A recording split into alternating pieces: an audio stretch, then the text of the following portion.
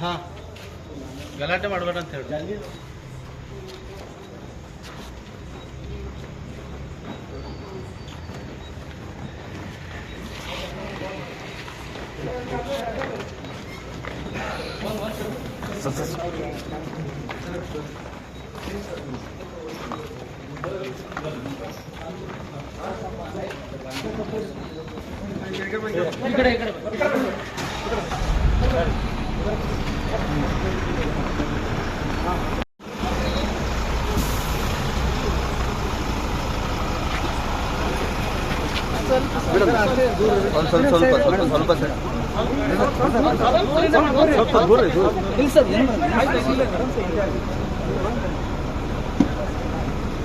ಮಾತಾಡ್ಬೇಕಾ?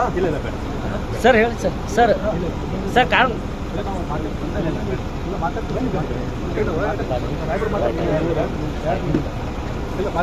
ಈಗ ನಾವು falls case 370 falls case ಆಗಿದಲ್ಲ, ಆ ಫಾಲ್ಸ್ ಕೇಸ್ನಾಗ ಅರೆಸ್ಟ್ ಮಾಡ್ತಾ ಇದ್ರು. ನಾವೇ ಸರೆಂಡರ್ ಆಗಿದ್ವಿ. ಯಾಕೆ ಸರೆಂಡರ್ ಆಗಿದ್ದು ಅಂದರೆ ಇನ್ಚಾರ್ಜ್ ಪ್ರಿಯಾಂಕ ತೆರಿಗೆ ಸಾಹೇಬ್ರಿಗೆ ಹೆಸರು ಖರಾಬ್ ಮಾಡ್ಬೇಕಂತ ಕೆಲವು ಕುತಂತ್ರಿಗಳನ್ನ ಕೆಲಸ ಮಾಡಿದ್ರಲ್ಲ, ಅದು ವಿರೋಧ. ಯಾವುದೇ ಕಳಂಕ ಬರಬಾರ್ದು ತಿಳ್ಕೊಂಡು ನಾವೇ ಈಗ ಏನಪ್ಪ ಅಂದ್ರೆ ಅರೆಸ್ಟ್ ಆಗ್ತಾ ಇದೀವಿ. ನಮ್ಗೆ ಕಾನೂನು ಪಾಲನೆ ಮಾಡೋದು ನಾವು ಕಾನೂನು ಸಂಪೂರ್ಣ 100% ಫಾಲ್ಸ್ ನಮ್ಮ ವಿರುದ್ಧ ಏನಪ್ಪ ಆಮೇಲೆ ಏನು ಕುತಂತ್ರ ಮಾಡಿದ್ರಲ್ಲ ಈ ಸಮಾಜಕ್ಕೆ ಅವ್ರಿಗೆ ಥ್ಯಾಂಕ್ಸ್ ಹೇಳ್ತೀನಿ.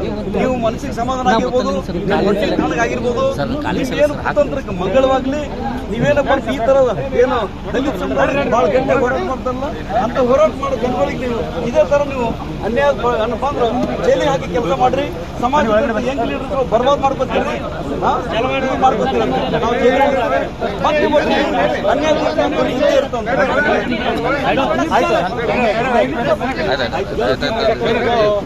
ಸರ್ ಸರ್ ಕಾಲಿಗೆ ಹೋಗಿ sir sir sir hello hello hello ಮತ್ಬೇಡ್ರಿ ಯಾರು